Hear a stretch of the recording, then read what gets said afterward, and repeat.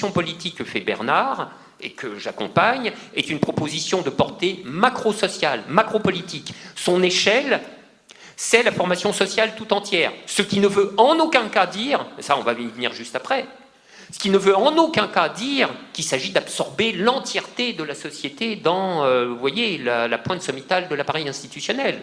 Certainement pas. Au contraire, il s'agit de repenser un système institutionnel qui fasse vivre en bonne articulation le plus grand nombre possible des niveaux territoriaux, en les laissant, en leur conférant à...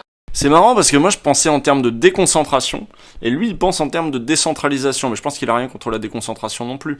Mais c'est la même chose, non? Non, parce que la déconcentration, c'est tu prends une compétence et tu crées un petit truc à côté pour s'occuper de cette compétence plutôt que de la laisser à l'État. La décentralisation, c'est tu prends une compétence et tu la donnes à un niveau géographique subalterne pour dire l'État ne s'en occupe plus, ça va être plutôt des...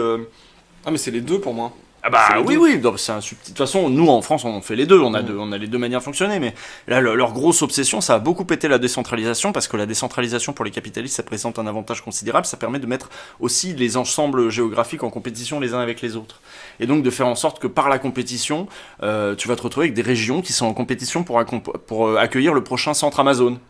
Et donc du coup, qui vont faire de la compétition fiscale, ou je sais pas quoi...